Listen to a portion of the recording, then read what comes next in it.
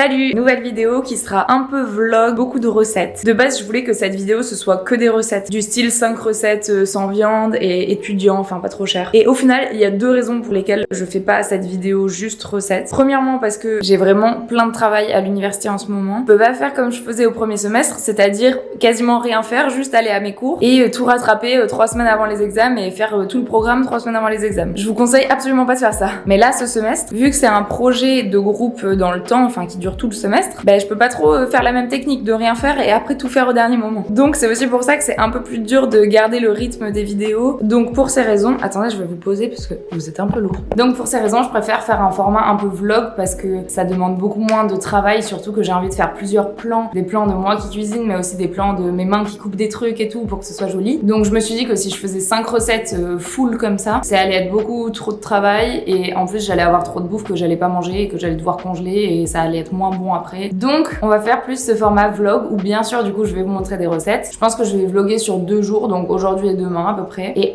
je vais vous montrer mes tulipes parce qu'elles sont vraiment trop belles. Je les ai achetées là il y a quelques jours au marché et je trouve ça vraiment génial, j'adore les tulipes. Je vous ai demandé sur Insta quelles étaient vos fleurs préférées. J'ai appris plein de nouvelles sortes de fleurs et aussi plein d'astuces que vous aviez pour faire tenir les fleurs plus longtemps, etc. Donc là je vais vous montrer ce que je vais faire pour que mes tulipes elles tiennent plus longtemps. En vrai je m'en fiche un peu qu'elles tiennent longtemps vu que je pars dans 2 jours en France, mais comme ça c'est ma coloc qui en profitera plus longtemps et qui sera contente. Alors du coup j'ai 3 techniques à vous partager. Il vous faudra une petite aiguille, première technique, un sou, une pièce, c'est ça le mot, une pièce en cuivre un peu, et du bicarbonate de soude alimentaire, je pense. Alors, la première technique, c'est de piquer un tout petit peu le dessous de la tige. Faudrait que je vous fasse un close-up. Bon, en gros, j'ai qu'une seule main, donc j'arrive pas à le faire. Mais vous voyez, vous allez piquer juste là, en dessous, un tout petit peu. Apparemment, ça va permettre de faire un trou d'air, et ça va permettre que l'eau aille mieux jusqu'à la fleur, d'après ce que j'ai compris.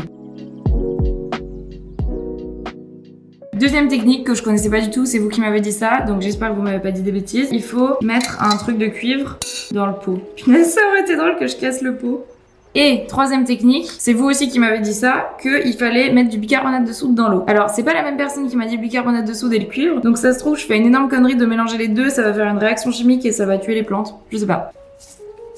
J'ai lu aussi comme quoi il fallait un vase assez haut pour que les tiges elles soient bien maintenues.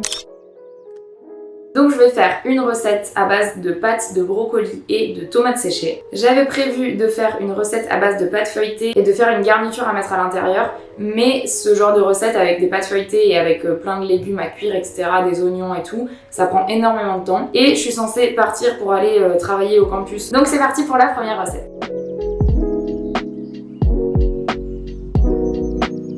Vous avez besoin de ces 4 ingrédients là. On va commencer par couper les petites têtes de brocoli et les rincer. Soit vous pouvez rincer le brocoli avant, soit vous pouvez couper les têtes et les rincer après. Je trouve que ça rince mieux, enfin t'arrives à mieux rincer toutes les têtes si tu le fais après, mais c'est comme vous voulez.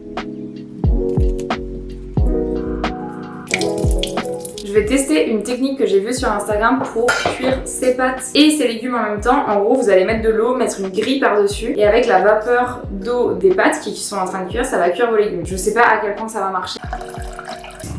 J'ai acheté ces pâtes qui ont l'air vraiment trop bonnes et apparemment en Italie ça se mange avec des ragoûts, avec des bolognaises et tout. C'est un peu comme des tagliatelles mais plus épaisses. 9 à 10 minutes de cuisson. J'ai pas le temps là. Changement de programme. Au lieu de faire cuire les brocolis que grâce à la vapeur de tes pâtes, on va d'abord les faire cuire à la poêle avant. Un peu d'huile. Ça, je sais que ça peut se garder pour faire des trucs cool, mais j'ai pas encore trouvé de bon moyen de le rendre bon et de le rendre aussi bon que les petites têtes.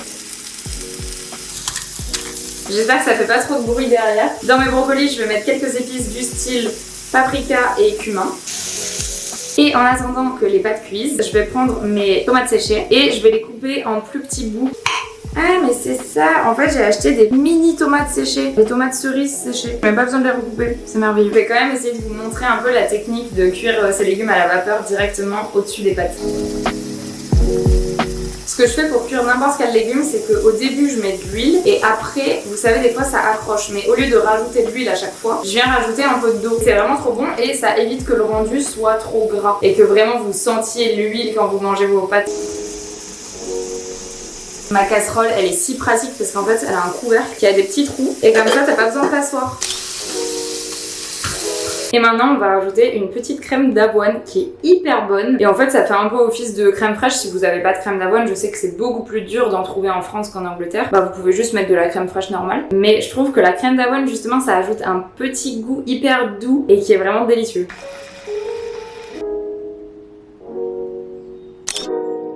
Roulait à toute allure sur la route 21 qui relie la petite ville de Mount Pleasant au reste du New Hampshire.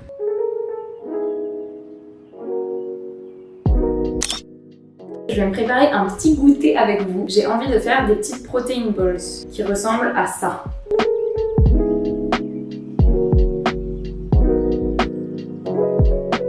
Donc il n'y a que 4 ingrédients, du sirop d'agave, du chocolat, des flocons d'avoine et du peanut butter. Donc dans la vidéo, elle montre qu'elle utilise des pépites de chocolat. Sauf que nous, on va faire fondre le chocolat et on va enrober de chocolat. Je pense que ça va être grave bon.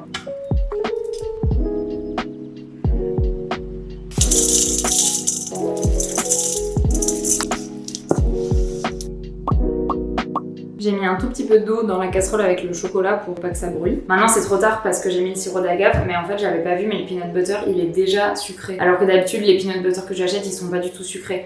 Le meilleur peanut butter du monde c'est celui-là. Il est excellent, il est pas du tout sucré en fait. Alors que celui-là qui est 4 fois moins cher.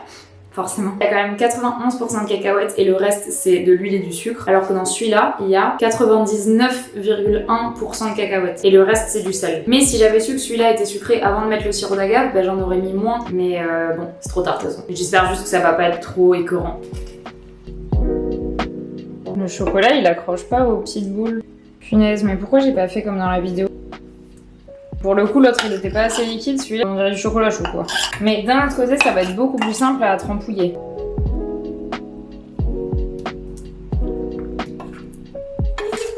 C'est peut-être pas une bonne idée. C'était pas une bonne idée. C'est pas complètement un échec non plus parce que ça va être bon, mais l'apparence est pas ouf.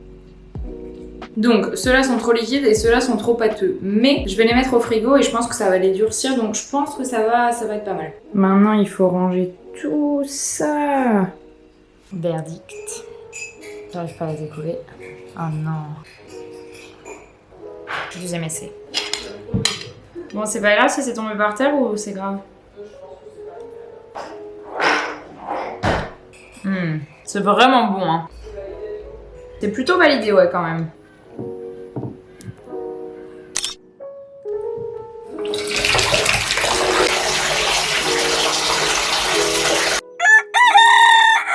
Deuxième jour de ce vlog, je vais aussi préparer mon pack lunch pour ce midi. Ce que je vais préparer, c'est une sorte de garniture en fait qu'on va mettre à l'intérieur d'une pâte feuilletée pour faire comme un petit chausson, comme les chaussons aux pommes, mais ce sera un chausson aux légumes et aux pois chiches. C'est très simple à faire, mais c'est un peu long. Mais je voulais quand même vous présenter cette recette parce qu'elle est super pratique, parce qu'elle peut aller avec tout. En fait, la garniture, vous pouvez la faire avec du riz, avec des pâtes, avec de la pâte feuilletée et la mettre dans de la pâte feuilletée. Et avant d'aller cuisiner, je vais me manger une ou deux chocolate ball. Ça cale vraiment de fou. En fait, le peanut butter, vraiment, c'est un truc qui cale et les hot aussi. Je sais que moi, au campus, des fois, je dois attendre 1 ou 2 heures de plus avant de retourner chez moi pour goûter ou pour dîner. Et je pense qu'avoir ces petites balls là dans son... ces petites boules dans son sac, ça peut être super pratique pour attendre 1 heure ou 2 heures de plus si on peut pas manger direct quoi. Ce que j'aurais pu faire aussi, c'est rajouter de la poudre de protéines. Je sais que ça se fait beaucoup. Et c'est pour ça que normalement ça s'appelle protein balls. Alors là, dans le peanut butter et dans les flocons d'avoine, il y a quand même un peu de protéines. Mais c'est vrai que j'aurais aussi pu rajouter comme ça, ça aurait vraiment été des protein balls quoi. Alors on se retrouve ici pour préparer le repas. Je vais avoir besoin d'une pâte feuilletée, de carottes, d'oignons rouges, de tomates concassées et de pois chiches. Je crois que c'est à peu près tout. Et plein d'épices, bien sûr. Je cuisine toujours avec des milliards d'épices. Je suis dans l'excès et va tu es dans l'excès.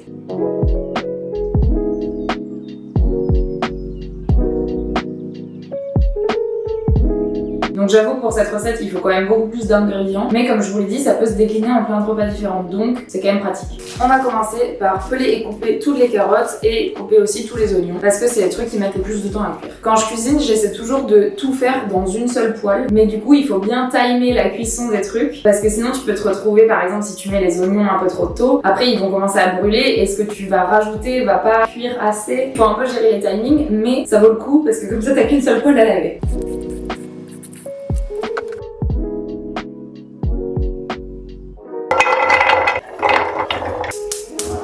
Plus tu coupes petit, plus ça cuit vite.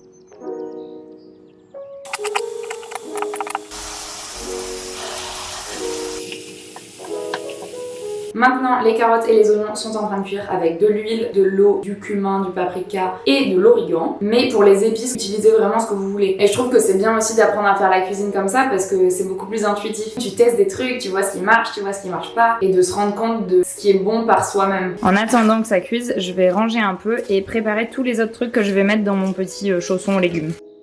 Alors je vous l'ai pas dit dans la recette parce que ça peut complètement se faire sans, par exemple si vous êtes vegan, mais vous pouvez rajouter. Moi en ce moment par exemple j'ai de la feta au fond de mon frigo, donc j'ai rajouté de la feta et là j'ai un peu de cheddar aussi, donc je mets voilà ce que j'ai dans mon frigo quoi. J'ai recouvert pour pas que toute l'eau s'évapore. Il faut pas oublier de bien remuer pour pas que ça accroche et si vous voyez que ça accroche trop quand même, vous pouvez rajouter de l'eau ou de l'huile. Il faut aussi faire gaffe à faire des tailles de bouts de légumes qui sont à peu près les mêmes. Par exemple, là j'ai des énormes bouts d'oignons et là j'ai des mini bouts d'oignons qui sont du coup déjà cuits. Moi ça me dérange pas trop parce que justement j'aime bien quand il y a un mélange de légumes un peu plus croquants et de légumes un peu plus cuits, un peu plus fondants. Mais si vous aimez bien quand tous les légumes sont bien cuits, faut que vous fassiez gaffe à ça. Quand tout a l'air à peu près cuit, on va rajouter du coup les pois chiches et les tomates et si vous avez aussi d'autres trucs à rajouter. Maintenant, on va venir remplir nos petits chaussons. Et après, avec une fourchette, on va aplatir tout le bord comme ça. Bon, après, on fait comme on peut aussi. Hein. Ça, c'est la règle dans toute recette. C'est la règle dans la vie d'ailleurs. Il vaut mieux faire des petits trous sur le dessus comme ça. S'il y a trop d'eau dans la garniture, bah, ça va aider à ce que ça sorte un peu, je pense. Ce qui est trop bien aussi avec cette recette, c'est que vous pouvez en faire 3 tonnes comme j'ai fait là et le congeler. Et comme ça, quand vous savez pas quoi faire à manger, vous avez juste à décongeler ça. Vous savez ce que j'ai oublié de mettre? Le fromage. Je pense que je vais essayer après de le couper et de rajouter le fromage à l'intérieur une fois que ce sera cuit, mais je sais pas trop ce que ça va donner. C'est un carnage.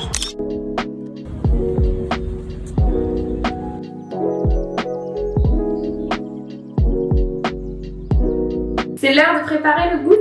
Alors en fait, pour vous dire toute la vérité, j'ai mangé toutes les chocolate balls et j'avais envie d'en refaire. Bon, j'ai pas été la seule à les manger, mais en grande majorité quand même. Et j'étais en train de faire la pâte en faisant quelques petits changements, c'est-à-dire mettre un peu moins de sucre et mettre un petit peu plus de flocons d'avoine. Mais là, en faisant ça, je me suis dit, j'ai bien envie d'un crumble aux pommes. Et je trouve que là, la texture, je sais pas si vous allez voir, mais ça ressemble un peu à la texture qu'il y a sur les crumbles. Et vu que j'ai une pomme dans mon placard, je vais tester ça.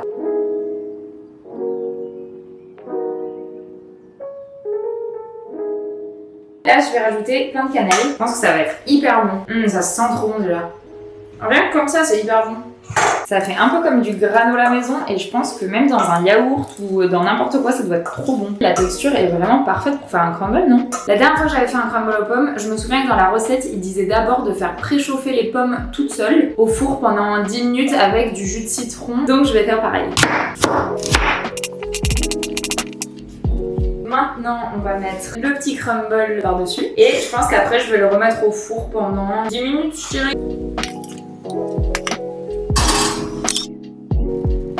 Ça a l'air trop bon. Vu comme ça a l'air un peu sec. Je pense qu'avec du jus de citron, ça aurait été vraiment bien.